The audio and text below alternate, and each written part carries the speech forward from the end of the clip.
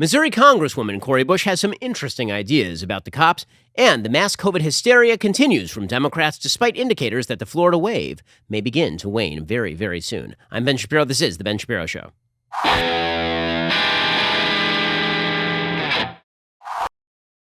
The Ben Shapiro Show is sponsored by ExpressVPN. Don't let big tech track what you do. Anonymize your web browsing at expressvpn.com/Ben. We'll get to all the news in just one moment. First, here is your reminder. You are paying way too much on your cell phone bill right now. If you've got AT&T or T-Mobile or Verizon, you just are. Instead, you need to switch over to Pure Talk USA like thousands of my wise listeners already have. Pure Talk can save your family over $800 a year. It's the same great coverage because Pure Talk is on the exact same network as one of the big three, but at a fraction of the price. And switching is as easy as switching out your SIM card. You can keep your phone, keep your number, or get huge discounts on the latest iPhones and Androids. Plus, right now you can get unlimited talk, text, and 6 gigs of data for just $30 a month. And if you go over on the data, they're not going to charge you for it at all. If there's a reason Pure Talk is the highest rated wireless company by Consumer Affairs, why they are the preferred wireless partner of AMAC. So, how can you access this excellent service? Easy, from your cell phone. Dial pound 250, say Ben Shapiro, save an additional 50% off your very first month. That is pound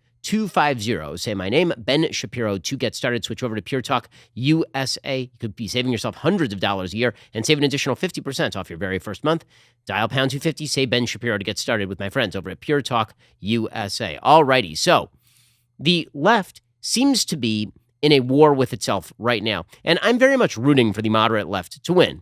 I want moderate liberals to win the battle against the woke. And it seems like this is happening in terms of electoral politics, but oddly enough, it's not happening in terms of policy. And that's really quite strange because the reality is that inside the Democratic Party, there are many, many more people who are sort of moderate than there are people who have heavy sympathies for the woke. Now, in elite circles, it's precisely the reverse. In elite circles, in the media particularly, in the halls of power, in institutions, there's a lot of sympathy for the woke.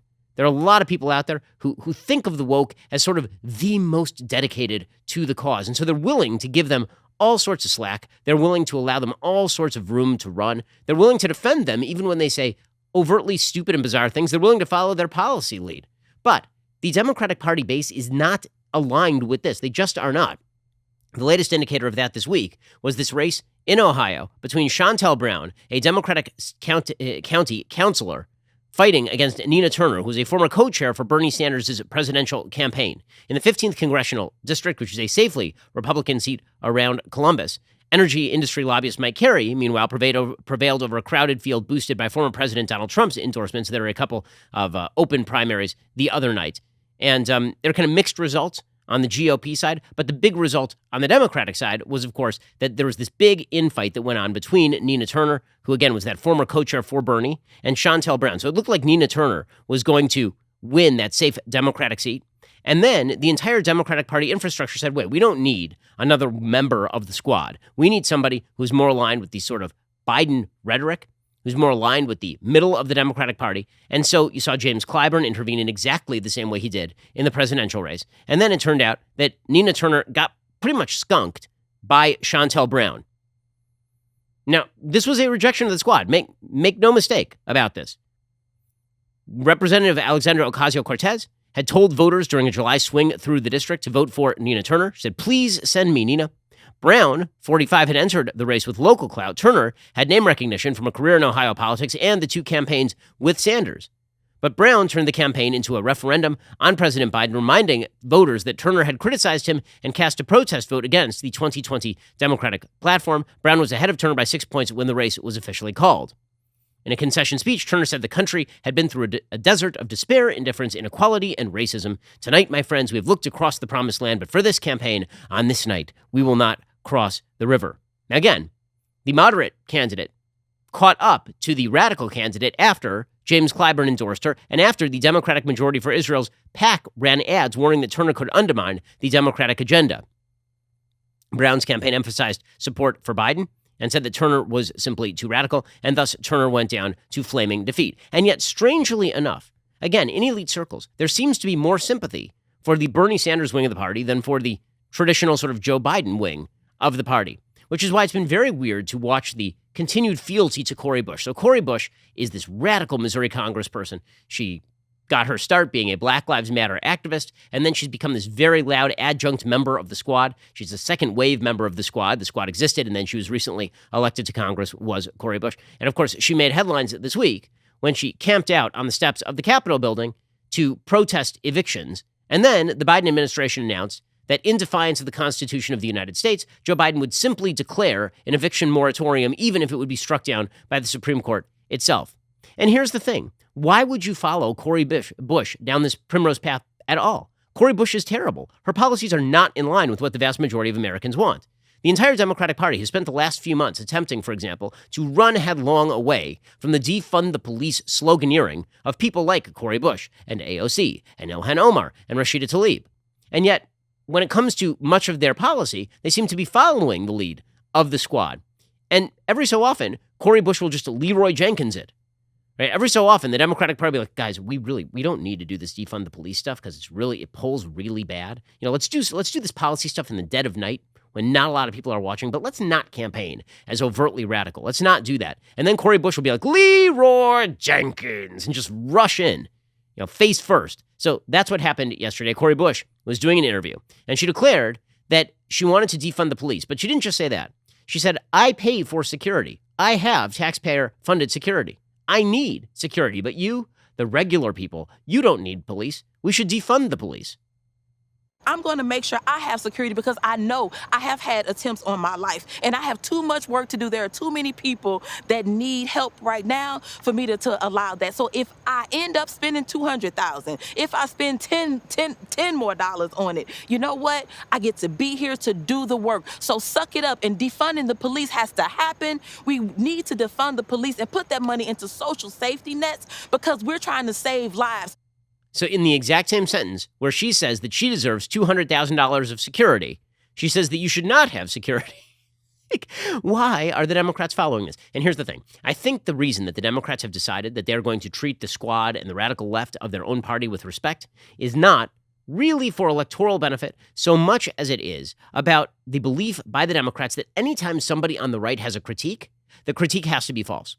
There's a really interesting piece today over at a Substack called The Liberal Patriot by a guy named Roy Teixeira. Now, Roy Teixeira is a major Democrat.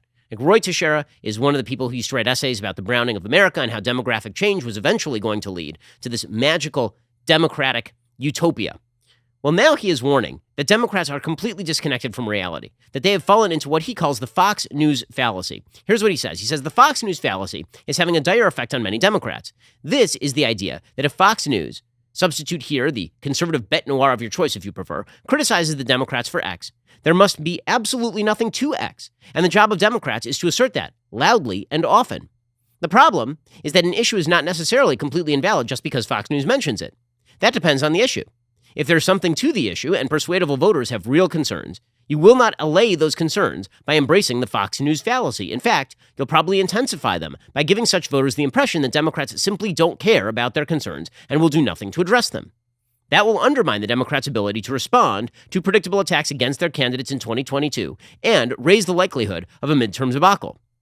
And he cites a few examples of this. One of them is crime. Right? He points out that a lot of people on the right have been pointing out the rising crime rates in major cities around the United States. And yet Democrats continue to proclaim over and over and over again that there really is no big crime problem, that the crime problem is all just made up by the Fox News crowd. And this is not going to redound to the Democrats' benefit. Another example of what Roy Teixeira calls the Fox News fallacy is the immigration issue, he says.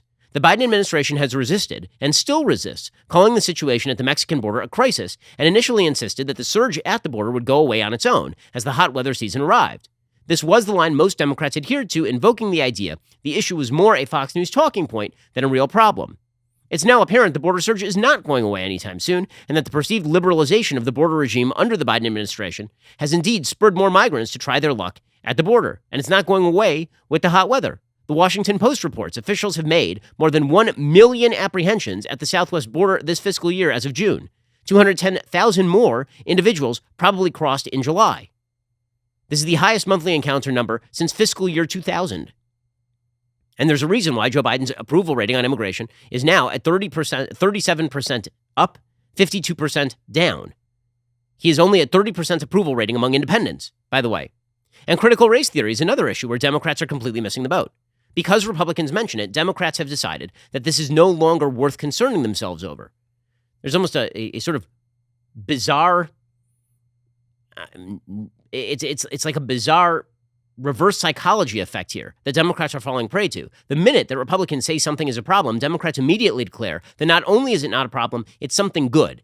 So if we say that the squad is completely radical and proposing policies that are ridiculous on their face, the Democrats say that we're making it up.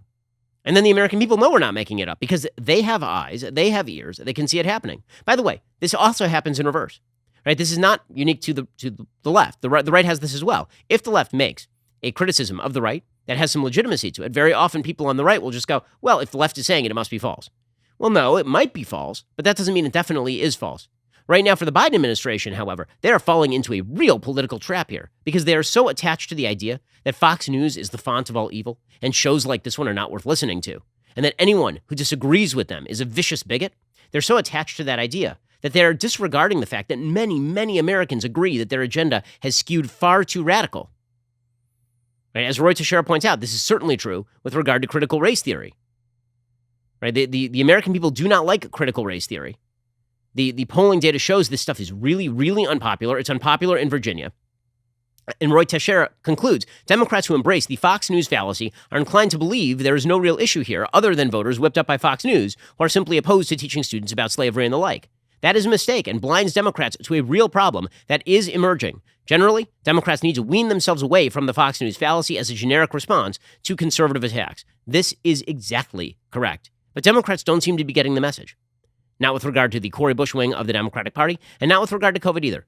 Because it turns out that a lot of the critiques from the right are steeped not in anti-vaxxerism. They are steeped in data. They are steeped in science. They're pointing out that there is a serious lack of data for much of what the left is calling for right now. And because the left doesn't like the right, they're just ignoring it. And they're pretending that they can dismiss all of that with the wave of a hand and everybody will just accept it. This is a bad political move for them. I mean, honestly, if they want to do it, go for it. It's just going to make a lot of lives worse, and then they're just going to get the ass kicking they deserve come 2022. We'll get to more of this in just 1 second. First, let us talk about your sleep quality. Okay, so as you can tell, I am not broadcasting from home. That means that my sleep quality has been garbage lately.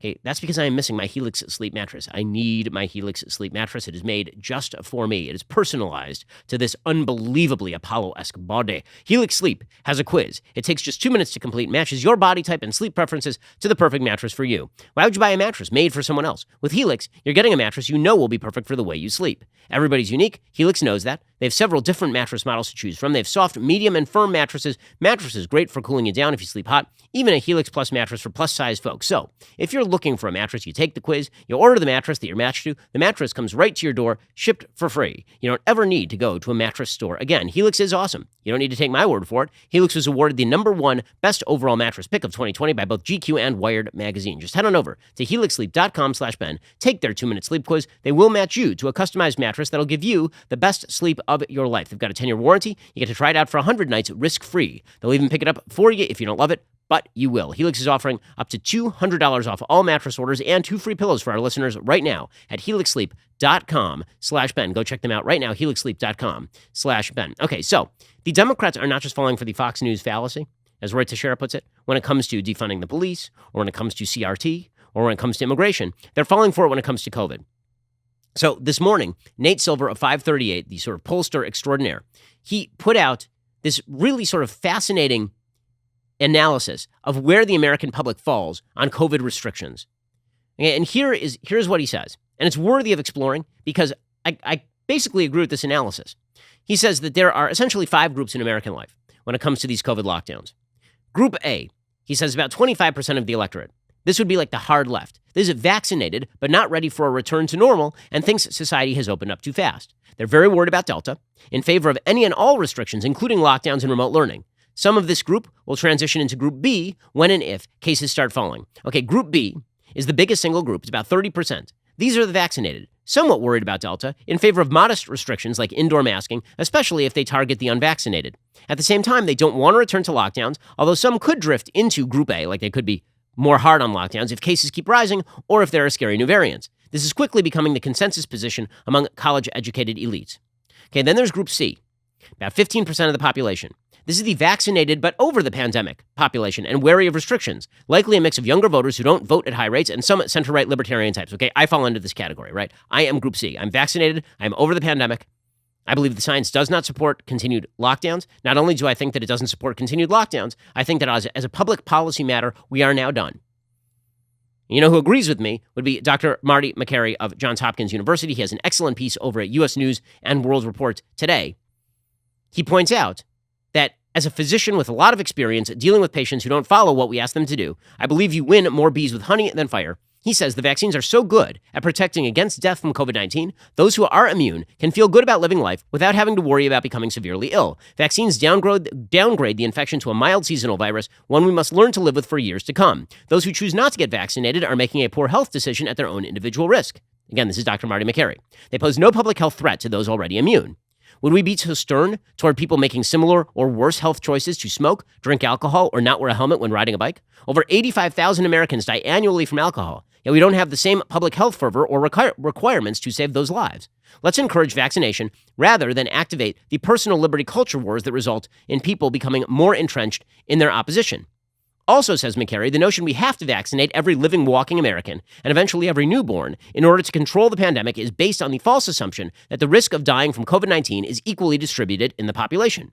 It's not. We have always known that. It's very hard for the virus to hurt someone who is young and healthy. That's still the case. While vaccine requirements for healthcare workers make sense, we would never extend those requirements outside of healthcare for, say, the flu shot.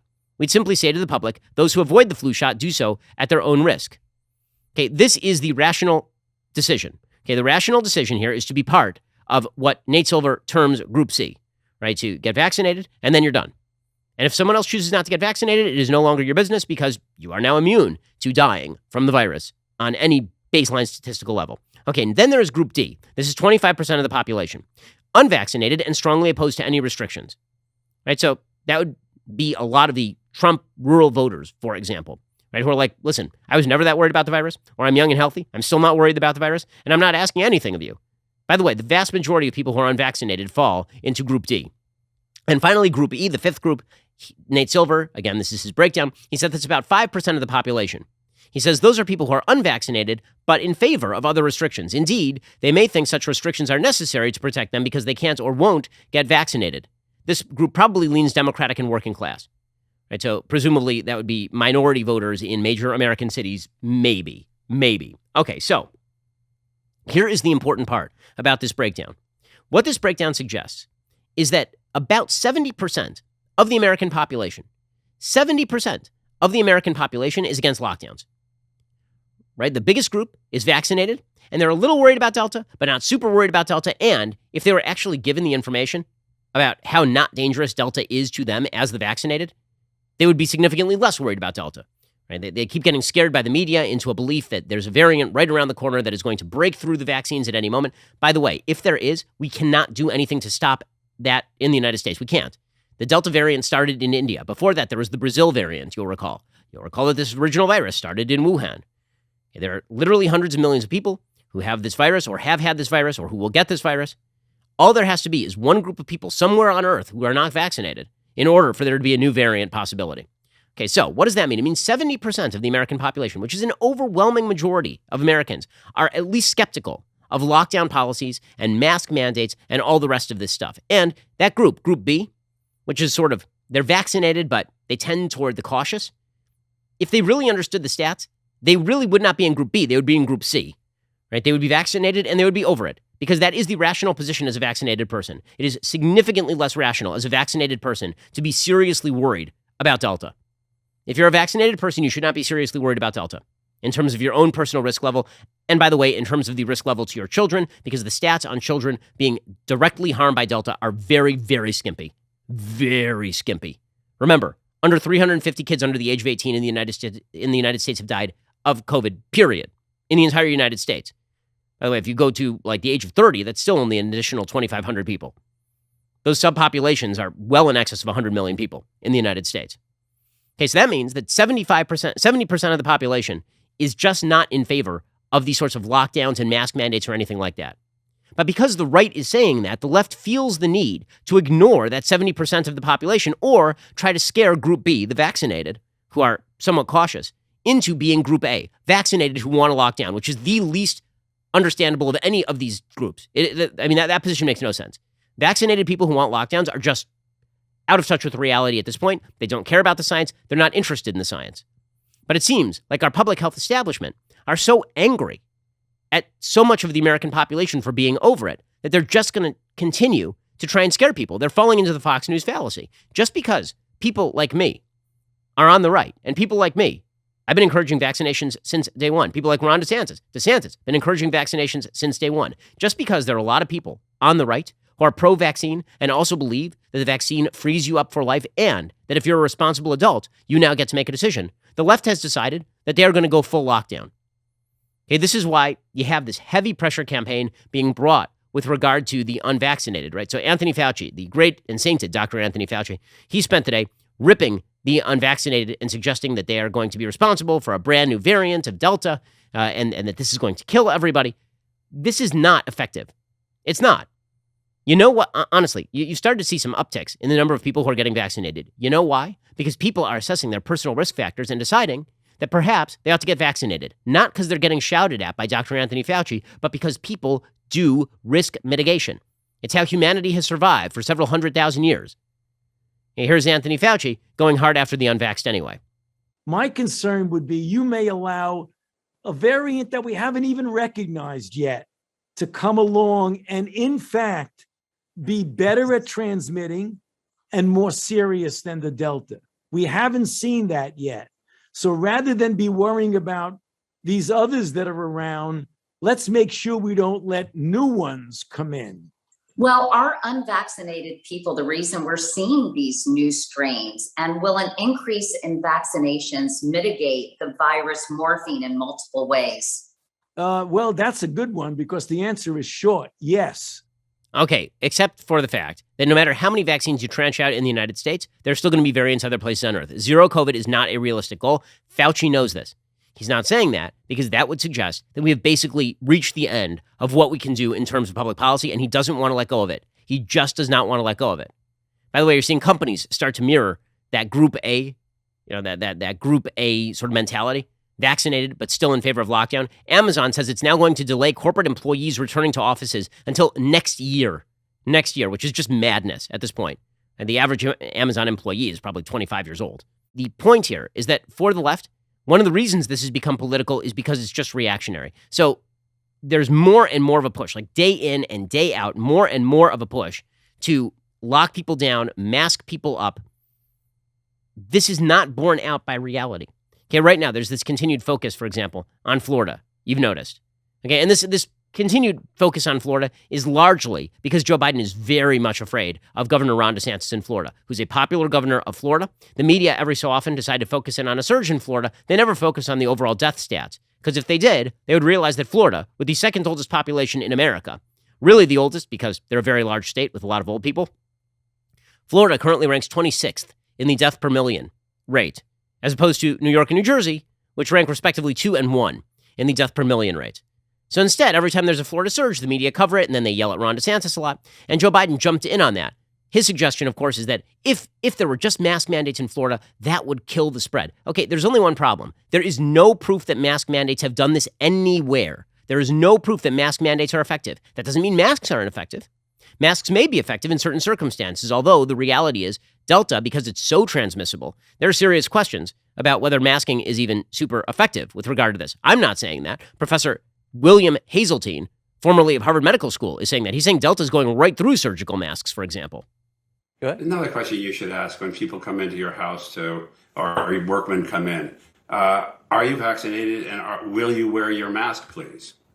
I think that's another really important question for personal safety. Please wear your mask, and hopefully it's an N95 mask, because Delta has a propensity to go through some of the surgical masks, for example. It's not as good protection as it used to be. You're spewing out 1,000 times more virus than you did before. And so you need a tougher mask. Okay, by the way, there's not a single child in America, right? When they're talking about kids wearing masks in schools, kids are not wearing N95s. Kids are wearing cloth masks. I know, my kids wore cloth masks all of last year. They wore it at summer camp this year as well, because the camp they went to was hyperactive about this sort of stuff. Okay, but Joe Biden is targeting Ron DeSantis over this. So you remember a couple of days ago, he ripped DeSantis. DeSantis pushed back on him. Well, now Joe Biden forgot who Ron DeSantis is. Now, I'm just going to play you this clip. I think there's at least a 50-50 shot that Joe Biden is being honest, and he literally does not remember who Ron DeSantis is. And that's not because he doesn't know who DeSantis is. It's because Joe Biden is not with us and has not been with us for quite some time. Here's the President of the United States. President DeSantis, who is using your words about don't be in the way, and he's saying, I am in the way to block too much interference from the federal government. Your response, Mr. President? Governor who? DeSantis. Governor who? Oh, the guy that you were targeting, from the White House? Joe Biden has been losing that exchange, and so he has to do Governor who. But again, this is a case where the left refuses to acknowledge the realities on the ground. One of those realities is that the R rate in Florida is apparently waning. The R rate is the reproduction rate of the particular virus. Okay, when there's massive spread, that means that people are spreading it to more and more people. Okay, already it seems as though Florida is now on the downslope of that. Now, that doesn't mean that infections are on the downslope in Florida. It means that infections in the next couple of weeks are likely to start declining and declining pretty markedly, as they have in a wide variety of other countries already. In fact, Florida healthcare CEOs, they're already saying, despite the media coverage, that Florida hospitals are completely overwhelmed, there's no room, people are dying in the aisles. Okay, that's not true. Here are Florida healthcare CEOs yesterday talking about how, yes, of course, they're busier with COVID, they're seeing more cases, but they still have capacity. Our ICUs last time around were running 40% of our inpatients. Right now, we're down to 25% of our inpatients in ICUs. Other hospitals in South Florida are seeing even less numbers than that, between 15 and 20% of their patients in ICUs. Ron DeSantis points this out as well. He says the media is spreading misinformation about Florida being overwhelmed. He says Florida is not actually overwhelmed at this point. That doesn't mean that Florida hasn't had to shift capacity. But this is not like it was back during January, where the hospitals were actually in danger of being, sort of in overflow territory. We've seen significant increases in COVID patients, but as the CEO of Tampa General said, that's 10 to 15% of their total census. And it's important when the media is spreading this misinformation and actually lying, it could deter someone from going in to get care for things like heart problems or stroke. And so all those CEOs said, we are treating everybody. We're open for business. We're busier with COVID than we were 6 weeks ago, but please come in and get care. Okay, the point here is that when it comes to the so-called Fox News fallacy being described by Roy Teixeira, when it comes to COVID, it's the DeSantis fallacy. Whatever DeSantis says must be treated by the media as though it is completely outrageous, even though a huge majority of Americans kind of agree with it. And again, if you take a look at that Nate Silver breakdown, again, you will see that 70% of Americans are pretty skeptical of a lot of the measures that are being recommended. And if that 30% of people who are in favor of some mild measures, particularly for the unvaccinated, if they actually knew about their own risk factors, I have a feeling a lot of those people would be in my category of vaccinated, I'm done. Okay, but the left can't let go of it because DeSantis is bad. And so you have CNN's national security analyst, for example, telling the unvaccinated that we should actually stop them from flying at this point. One of the CNN security analysts, he said, there's no such thing as a federal mandate, but the federal government can use carrots and sticks and privileges and burdens. One of the areas where it can do that is on airline travel because the U.S. government sets the rules and conditions for it. Okay, here's the thing about airline travel. Airline travel has been pretty damn safe since the beginning of the pandemic. Okay, there have been no data linking airline travel, people getting COVID on planes. Okay, that is not, so far as we are aware, a main vector of transmission. And there have been multiple studies done on this. One of the reasons is because planes have excellent HEPA filters. They're filtering the entire air of the plane every 3 or 4 minutes. So the notion that we have to shut down air travel for the unvaccinated is really kind of silly, and particularly if you're doing that on behalf of the vaccinated, which is really silly. Also, you have people again, the DeSantis effect here, the Department of Education head, Miguel Cardona, saying that it's because of DeSantis that schools might shut down in Florida. Are you kidding? DeSantis is the only one who kept schools open. You guys shut down all the schools last year for no damned reason. You shut them down in California the entire year. You shut them down in New York for the entire year. You educated every kid from home, educated in scare quotes, in Washington, D.C. for the entire year. And it's Ron DeSantis who's going to shut down education? You literally had the CDC writing school reopening guidelines along with the American Federation of Teachers and putting in a bunch of anti-scientific nonsense and blatherskite about social distancing small children and having them use plexiglass. And it's Ron DeSantis who's going to shut down. I mean, the gaslighting here is really extraordinary. Here's the Department of Education head, Miguel Cardona, going after DeSantis. Don't be the reason why schools are interrupted. Our kids have suffered enough. let's do what we know works. Let's do what we know works across the country. We shouldn't get politics doesn't have a role in this. Politics doesn't have a role in this? Really, doesn't it? You literally wrote the CDC guidance with help from people who want to continue to shut down the schools. The DeSantis effect is just the Fox News effect. That's all this is. That's all it is. And it's getting even worse. Now the Democrats have decided they're going to full-scale embrace vaccine passports. In fact, MSNBC's Stephanie Ruhle, objective journalisming, getting that hot, sticky journalism all over the place, she says, I don't even understand the argument against vaccine passports. Don't you, though? Like, I can explain it really, really quickly to you. It turns out that if you tell everybody who's vaccinated they get to go all the special places, and everybody else who's unvaccinated has to hang out together, you're going to get a faster spread. Do you understand? I did it in small words and short sentences so that you could understand.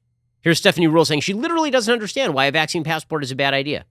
By the way, Israel has been doing vaccine passports again, and Israel is now going to full lockdown probably at the beginning of the holidays in September.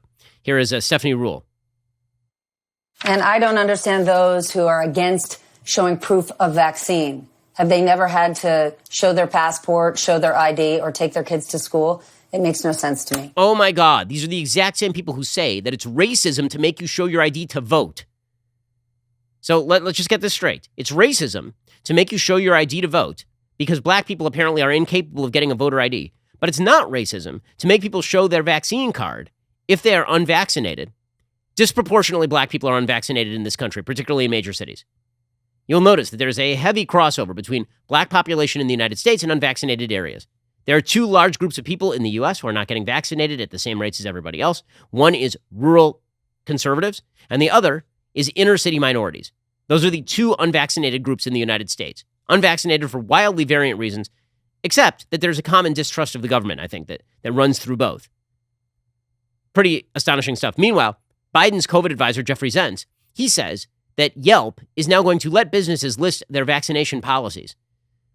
This is, I've said before, I think this is a predicate to what comes next, which is this sort of social credit system where businesses are going to start basically carding you for a wide variety of social sins. This is just the beginning. Businesses know vaccinations are a way to keep their workers and customers safe and to keep their doors open. And today, Yelp is announcing a new feature that allows consumers to search for businesses with fully vaccinated workers or businesses that require proof of vaccination to enter the business.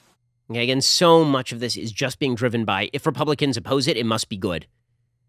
The ultimate example of this was MSNBC's Chris Hayes. This was pretty hilarious. The other day, Chris Hayes attacked Marco Rubio for supposedly not pushing vaccines. There's only one problem with that, which is that he literally quoted Marco Rubio pushing vaccines. So Marco Rubio tweeted out, quote, "Stop with the mask fetish. If you want to wear a mask as a courtesy to those around you, or because you're in no mood to get even a little sick, go ahead. If you want your kids to mask in schools, that's your right. But we aren't going to mask your way out of this." Right? And then he concluded that people should actually vaccinate. Right? He finished by suggesting openly, he says, we're not going to mask your way out of this. And then he put up like an actual verbal statement in which he said at the very end that you should mask. Quote, "The answer here is not masks. As I said, you're not going to mask your way out of this. The answer here is vaccines. Get vaccinated. That's the answer." Chris Hayes naturally tweeted, "This is a really perfect example of the constant triangulating, cowardice, and whataboutism that's infected the entire party and movement. He can't just say, hey, get vaccinated. Have to find some way to own the libs." No, Chris, I have a feeling you're missing a mirror in your home. He literally says, get vaccinated, but you have to find a way to triangulate so as to blame Republicans for people not getting vaccinated, even when Republicans are telling people to get vaccinated. Okay, guys, if you want to keep going with the Fox News fallacy, all you, or the DeSantis fallacy, whatever you choose to call it, enjoy yourselves, because it is not going to redound to your benefit. Alrighty, in just 1 second, we'll get to the latest on Andrew Cuomo. Will he stay or will he go? I don't know. We'll get to that in 1 second. First, let us talk about the fact that if you want to sleep well, you need product from MyPillow. You guys hear me talk every week about how much I love the MyPillow products. Well, now MyPillow is changing the game with their 6-piece towel set, too. This set is made with USA cotton, making it extremely absorbent, yet still providing that soft feel you look for in a towel. The set comes with 2 bath, 2 hand towels, and 2 washcloths, typically retailing for $109.99 for a limited time. You get all that stuff, the 2 bath, 2 hand towels, 2 washcloths, for $39.99. That's 60% in savings. Always remember, all My Pillow products come with a 60-day money-back guarantee, so you've got nothing to lose. I promise you, once you try these towels, you're going to want to keep them. They come in a variety of colors and sizes. They're the best towels I have used in years. They are indeed fabulous. You've heard me talk about My Pillow's amazing pillows and sheets. Well, now they've got the perfect towels as well. Go to MyPillow.com, click on the Radio Listener Square, use promo code DailyWire at checkout, or call 800-651-1148. You'll receive this amazing 6-piece towel set for just $39.99. That's MyPillow.com. Click on the Radio Listener Square. Use promo code DailyWire. Call 1-800-651-1148. Use promo code DailyWire. Go to MyPillow.com and make sure you use that promo code DailyWire. Alrighty, in just 1 second, we'll get to the latest on Andrew Cuomo killing old people and grabbing people's asses. But he's all out of old people. We'll get to that in just 1 second. First, I have some bad news and I have some good news for you. The bad news is our own president is now playing authoritarian dictator while circumventing U.S. law to extend the eviction moratorium and admitting that he is doing so unconstitutionally. The good news is I wrote a book about this. So if you actually want to know what exactly is going on in this authoritarian moment, go pick up my book, The Authoritarian Moment. It now clocked in at number 2 on the publisher's weekly bestseller list, number 3 on the New York Times bestseller list. Authoritarianism is here. It is here not just in the form of some government policy. It is here in every institution. You feel it. You feel it in your daily life. The authoritarian moment is how the institutions you deal with on a daily basis have been taken over by the woke, and more importantly, how you resist it. Head on over to Amazon, Barnes & Noble, or any other major bookseller. Get your copy right now. The Authoritarian Moment. Leave a 5-star review. Help get my book to number 1 on that New York Times bestseller list. It is very, very appreciated.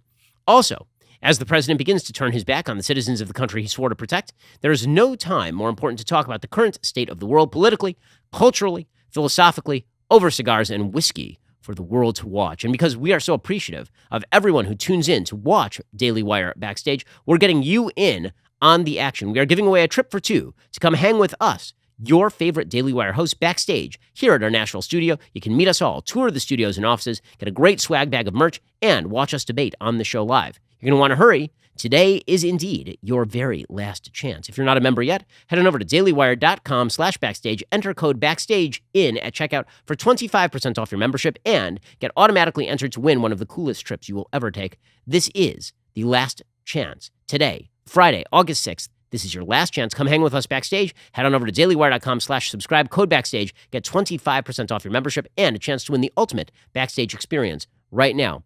Also, we have a brand new show. I don't know if you heard it. It's called The Morning Wire. It is fantastic. It's nothing but the facts. It's been topping Apple and Spotify since its recent release. It is the only daily news podcast that values your time and the truth. We are working overtime to bring you the news you need to know, but we need your help to keep the facts trending toward number 1. Subscribe now to Morning Wire on Apple, Spotify, or wherever you listen to podcasts. Leave a 5-star review if you like what you hear. It is brought to you by Daily Wire editor-in-chief John Bickley and co-host Georgia Howe. Morning Wire will wake you up with the latest developments in politics, sports, culture, and education, all with a heavy emphasis on the facts in 15 bite-sized minutes, perfect for your daily commute. So again, subscribe to Morning Wire on Apple Podcasts, Spotify, and everywhere you listen to podcasts so you don't miss a beat. If you like what you hear, leave a 5-star review. Tell the podcast platforms conservative news belongs at number 1 on the charts. You're listening to the largest, fastest-growing conservative podcast and radio show in the nation.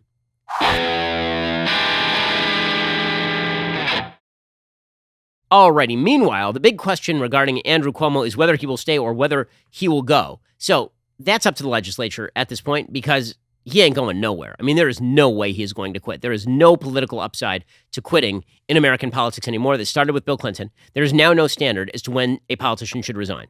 Right? When a politician is caught in flagrant delicto, the typical history of that was that up until Bill Clinton, people just quit. Bill Clinton did not quit. He stuck around. He kind of bulled his way forward through it. And he lived long enough to become a hero again with the Democratic Party base until the point where he became inconvenient, and then he was kind of jettisoned, and then he's still brought back from time to time when he is useful. And from that, politicians learned a very simple thing: never resign. Right? Make them come and get you. And Andrew Cuomo is one of those politicians. And frankly, I don't blame him. You'll recall that Al Franken, the senator from Minnesota, he resigned after allegations that he was groping women during photo shoots and like grabbing their asses in the middle of photo lines and all this sort of stuff. And he resigned. And the real reason that he resigned was not because the Democrats had suddenly decided that ass grabbery was a real problem. The reason that he resigned is because his resignation came right in the middle of the Roy Moore controversy in Alabama. And the idea that the Democrats were trying to push is that Democrats were really good at policing their own in the Me Too moment, but Republicans were really bad at it. Well, as it turns out, Franken resigned And then the Republicans actually were pretty good at policing the Me Too moment with Roy Moore. He was nominated for the Senate, and then he lost. And now there was a senator from Alabama who was a Democrat, right, named Doug Jones. So it turns out that was a waste. And ever since, Al Franken has been trying to climb his way back into politics. He says now that he regrets having resigned in the first place. Well, the same thing applies to Andrew Cuomo. Well, now it looks like the New York State Assembly is going to start its impeachment investigation. They announced that on Thursday. According to FoxNews.com, the Assembly Judiciary Committee had law firm Davis Polk and Wardwell conduct an independent inquiry and have asked Cuomo to provide any materials he would like to submit on his own behalf as the investigation comes to an end. The firm told Cuomo, quote, "We write to inform you that the committee's investigation is nearing completion and the Assembly will soon consider potential articles of impeachment against your client. Accordingly, we invite you to provide any additional evidence or written submissions you would like the committee to consider before its work concludes." The Assembly also stated its attorneys had issued a subpoena to Cuomo for materials related to their investigation, but that he hadn't turned anything over as of yet. Cuomo's senior advisor, a guy named Rich Azzopardi, responded on Thursday, quote, "The Assembly has said it is doing a full and thorough review of the complaints and has offered the governor and his team an opportunity to present facts and their perspective. The governor appreciates the opportunity. We will be cooperating." The Judiciary Committee for the New York State Assembly is set to meet on Monday. Once their investigation is finished, the 150-member Assembly would have to pass an impeachment resolution with a simple majority of 76 votes for the matter to go to the state Senate for a trial. Right now, there are already 80 Assembly members on record expressing support for the impeachment. Normally, the trial would be heard by the senators, the 7 judges on the New York Court of Appeals, and the lieutenant governor. If the governor is the one under impeachment, the lieutenant governor and President pro tem, who is currently the Senate Majority Leader, Andrea Stewart Cousins, are excluded because they're in the line of succession. 2/3 of the court is needed to convict. That would be 46 votes. To date, there are 37 senators who have gone on record supporting the progression of the impeachment process. So this thing looks like it's sort of on knife's edge. And prominent Democrats who don't like Cuomo, and here's the real thing. No one likes Cuomo, right? If he were popular with his own party the way that Ralph Northam was, or even Justin Fairfax in Virginia, he'd be fine. The problem is that Andrew Cuomo has spent the last several years crapping all over everyone in the Democratic Party, and now they are coming for their revenge. Democratic Representative Kathleen Rice, who's a representative on the federal level, she says it's time to get Cuomo out of there. The governor still has the same people around him who pretty much aided and abetted his behavior, as the report documents. And so the faster we get the governor out of office and all of those who worked for him and clean up the executive chamber, the better it's going to be for people who just want to work in government and work in public service. They shouldn't have to face going to a hostile, toxic work environment every day just to do their jobs. Okay, Andrea Stewart Cousins, who's the New York Senate Majority Leader, again, she won't be voting on this because she's in the line of succession. She says that Cuomo should resign because we can all see the writing on the wall at this point.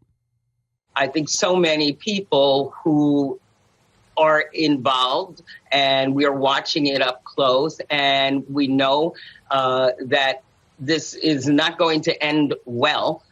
This is why so many people are saying to the governor, step aside, resign now. Okay, so I have a question. Do we really think the principle has broken out here? Or do we think that it's just a good time for Democrats to jettison Cuomo? They got what they wanted out of him last year. Now he's no longer useful to them.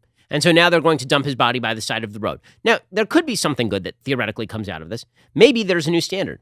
Maybe the new standard is that there is willingness to impeach people inside your own party when there's a full-scale documented investigation that demonstrates the guilt on a particular charge. And that's what it requires. Because here's the problem. There's been this gray area for a long time, and Biden illustrates it, right? Because there have been allegations about Joe Biden from Tara Reade, right, about him literally sexually assaulting her.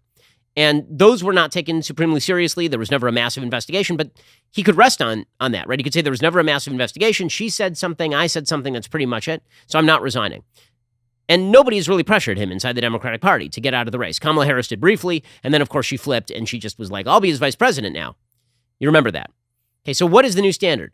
Well, if the new standard is that we go through the entire investigative procedure, and then we impeach, and under the threat of impeachment, people quit, I don't think that's a horrible standard. And I think, frankly, maybe that should be the new standard. But if the standard is just going to be that we discard politicians when they're no longer convenient, then I'm about as cynical about this as it's possible to be. I do not think that politicians have suddenly grown spines and have suddenly decided that they are, in fact, folks who are trustworthy on matters of morality. Okay, meanwhile, speaking of Joe Biden, I don't think it's any wonder that as Joe Biden engages in the sort of DeSantis fallacy and the Fox News fallacy, his approval ratings continue to tank. According to John Nolte, his fraudulency, Joe Biden is doing a terrible job. Even the far-left fake pollsters at Quinnipiac couldn't juice their latest poll to lift him over 50% approval rating. Quinnipiac is wildly biased toward Biden, as Nolte points out. In 2020, Quinnipiac had Biden winning Florida by 5, Trump won by 3. They had Biden winning Ohio by 4, Trump won by 8. Right, so Quinnipiac is very pro-Biden, and even they can't get Biden over 50%, over that hump. And meanwhile, the Democrats know they are wedded to Joe Biden because lurking in the background is the deeply unlikable, terrible politician, Kamala Harris. In fact, it's so bad over at Democratic Party HQ that they had basically an emergency meeting over the weekend to ask what can be done about Kamala Harris. How do you solve a problem like Kamala? They're all singing it. Here is what Axios reports, quote, a group of the Democratic Party's most influential women met for dinner at a home in the nation's capital last month to game out how to defend VP Kamala Harris and her chief of staff, Tina Flournoy, against a torrent of bad press. The host was Kiki McLean, Democratic public affairs expert, former advisor to both Clintons. Her guests included Harris confidant Minion Moore, 2 former DNC officials, Donna Brazile and Leah Daughtry, Biden advisor and leader of his outside group, Stephanie Cutter, former Hillary Clinton spokeswoman and Democratic strategists, Adrienne Elrod and Karen Finney, and former Obama White House communications director, Jennifer Palmieri.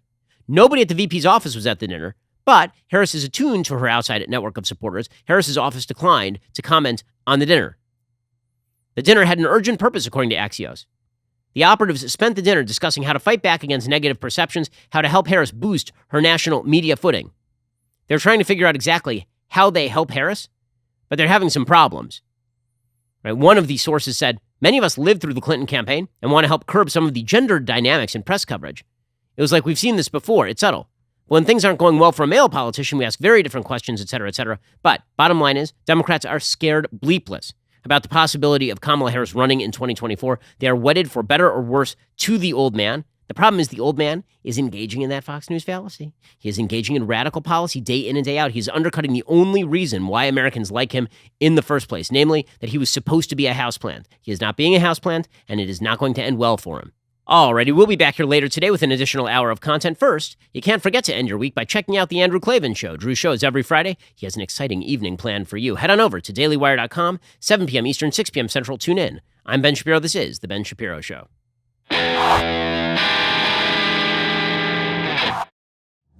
The Ben Shapiro Show is produced by Elliot Feld. Executive producer, Jeremy Boring. Our supervising producer is Mathis Glover. Production manager, Pavel Wydowski. Associate producer, Bradford Carrington.